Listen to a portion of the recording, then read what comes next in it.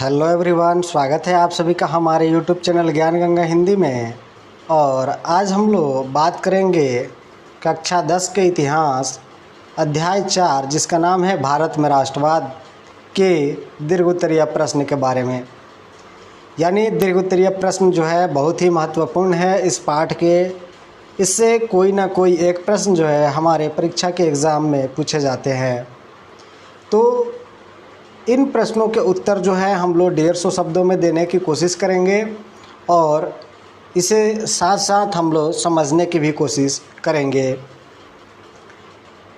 इनमें पहला प्रश्न है, प्रथम विश्व युद्ध का भारतीय राष्ट्रीय आंदोलन के साथ अंतर संबंधों की विवेचना करें। यानी प्रश्न ये है कि प्रथम विश्व युद्ध जो था और भारत का राष्ट्रीय आंदोलन था, ये दोनों किस तरीके से एक दूसरे से जुड़े हुए थे। यानी प्रथम विश्व युद्ध का भारतीय राष्ट्रीय आंदोलन पर और भारतीय राष्ट्रीय आंदोलन से प्रथम विश्व युद्ध का क्या लेना देना था, ये हमसे पूछा जा रहा है। या उस समय भारत में क्या कुछ हो रहा था, ये सभी चीज़ें हमको इस प्रश्न में लिखनी है। तो उत्तर लिखेंगे कि जैसा कि हम सभी जानते हैं प्रथम विश्व युद्ध विश्व इतिहास की एक महत्वपूर्ण घटना है।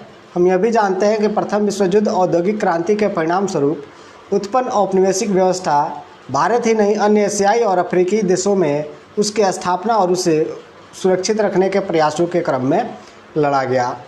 यानी प्रथम विश्व युद्ध जो है वो क्यों हुआ, तो आप सभी जानते हैं कि एक छोटी सी घटना घटी थी कि आर्कड्यूक फ्रांसिस फर्डिनेंड की हत्या हुई थी और उसके लिए जो है उस बोस्निया को जो है जिम्मेवार ठहराया गया था। और उसके बाद जो है एक एक करके देश इसमें कूदते गए और युद्ध शुरू हो गया। तो ये हुआ इसलिए क्योंकि औद्योगिक क्रांति हुई और औद्योगिक क्रांति के परिणाम स्वरूप लोगों ने, यूरोप के देशों ने उपनिवेश स्थापित करना शुरू किया एशिया और अफ्रीका में। और इसी के क्रम में वे एक दूसरे से बट गए थे, उनमें मतमुटाव आ गया था और इसी को लेकर के वे युद्ध लड़ रहे थे ताकि वे अपने उपनिवेश को सुरक्षित रख सके। अब ब्रिटेन के सभी उपनिवेशों में भारत सबसे महत्वपूर्ण था। ब्रिटेन ने बहुत सारे देशों में अपने उपनिवेश बना रखे थे, उनमें सबसे ज़्यादा महत्वपूर्ण जो था वो भारत का था। इसे अंग्रेज हर हाल में सुरक्षित रखना चाहते थे।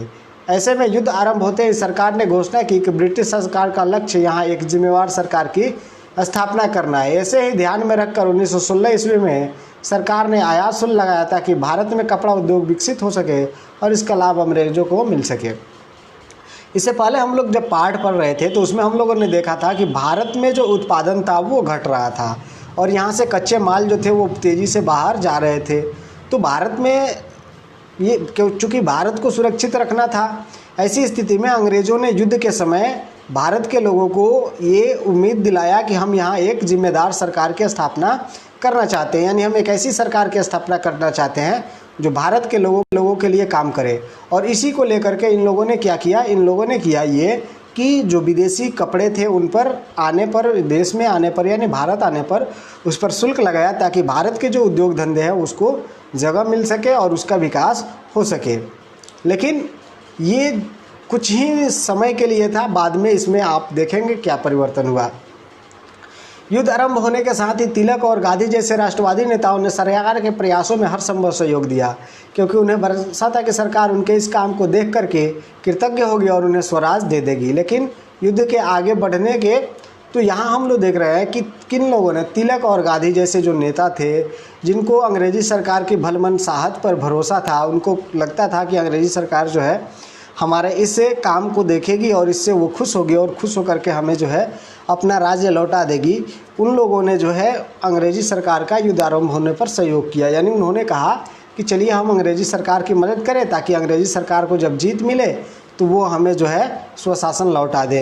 लेकिन जैसे ही युद्ध आगे बढ़ता गया यहाँ भरोसा भी टूटता गया। क्यों टूटता गया? क्योंकि रक्षा में व्यय के साथ ही भारतीयों पर कर का बोझ बढ़ाया गया, जिससे महंगाई काफ़ी बढ़ गई। तत्कालीन राष्ट्रवादी नेताओं ने सरकार पर स्वराज प्राप्ति के लिए दबाव बढ़ाना शुरू किया। 1915-17 ईस्वी में एनी बेसेंट और तिलक ने आयरलैंड से प्रभावित होकर भारत में होम रूल आरंभ किया। युद्ध काल में क्रांतिकारी आंदोलन का भी भारत और विदेश धरती दोनों पर विकास हुआ। तो देखिए, भारत के लोगों ने इस उम्मीद से अंग्रेजी सरकार का सहयोग किया था कि यह युद्ध जो है जल्दी समाप्त हो जाएगा समाप्त हो जाएगा तो अंग्रेजी सरकार जो है हमें स्वशासन लौटा देगी। लेकिन उनका ये भरोसा टूट गया। कारण ये था कि युद्ध लंबा खिंचता चला गया और युद्ध करने में बहुत ज़्यादा खर्च हो रहे थे, क्योंकि ये देश जो थे अपने अब पूरी आमदनी का 85% हिस्सा जो थे युद्ध में लगा रहे थे। तो युद्ध में जो खर्चे हो रहे थे उसको भरपाई के लिए भारत के लोगों पर कर्ज बढ़ाया गया, जिससे भारत में महंगाई बढ़ गई और ऐसी स्थिति में भारत की जो जनता थी वो त्रस्त हो गई। उसी समय जो तत्कालीन कुछ राष्ट्रवादी नेता थे वो कहते थे कि यही समय है जब हम अंग्रेजी सरकार से मुकाबला कर सकते हैं। अंग्रेजी सरकार चारों तरफा युद्ध में फंसी हुई है, इसलिए हम जो है अभी जो है सरकार पर क्या करें, दबाव डालें और हम जो है स्वशासन की शुरुआत करें। और इसी को ध्यान में रखते हुए 1915-17 में तिलक और एनी बेसेंट ने भारत में होम रूलिंग आंदोलन आरंभ किया। उसी समय यानी युद्ध के समय में ही भारत में क्रांतिकारी आंदोलन भी भारत के साथ साथ विदेश धरती पर भी विकसित हो रहे थे। तो ये एक बहुत ही महत्वपूर्ण टॉपिक है जिसको हमें जो है क्लियर कर लेनी चाहिए। नेक्स्ट है कि प्रथम विश्व युद्ध के दौरान दो महत्वपूर्ण घटनाएं हुई, जिनमें पहला कांग्रेस के दोनों नरम दल और गरम दल एक हो गए। दूसरा कांग्रेस और मुस्लिम लीग में राजनीतिक आंदोलन चलाने को लेकर समझौता हो गया, जिससे भारतीय राष्ट्रीय आंदोलन को बहुत ज़्यादा बल मिला। जैसे आप लोगों को मालूम है 1916 में जो है मुस्लिम लीग और कांग्रेस में क्या हो गया था, समझौता हो गया था और इसको लेकर के दोनों ने मिलकर के ये तय किया कि वो जो है भारत के स्वशासन के लिए जो है एक साथ मिलकर के काम करेंगे। तो ये बहुत सी चेंजिंग हो रही थी विश्व युद्ध के दौरान। तो ये बहुत सी चेंजिंगें जो हो रही थी, जैसे कांग्रेस के जो नरम दल थे, गरम दल थे, वो एक हो गए थे। मुस्लिम लीग जो था और कांग्रेस जो था वो एक हो गया था। तो ये सभी घटनाएं घट रही थी और उसी समय सबसे बड़ी घटना घटी कि उसी समय महात्मा गांधी का जो है भारतीय राजनीति में उत्कर्ष हुआ और उनके द्वारा जो सत्याग्रह किए गए, चाहे वो चंपारण सत्याग्रह हो, खेड़ा सत्याग्रह हो, बारदौली हो या अहमदाबाद हो, सॉरी माफ़ कीजिएगा, अहमदाबाद हो, या इसके अलावा सविनय अवज्ञा और सहयोग आंदोलन, भारत छोड़ो आंदोलन, ये जो उन्होंने एक तरीके से भारत के लोगों को एकता स्थापित करने की कोशिश की और उन्होंने राष्ट्रीय आंदोलन को एक नई दिशा देने का प्रयास किया।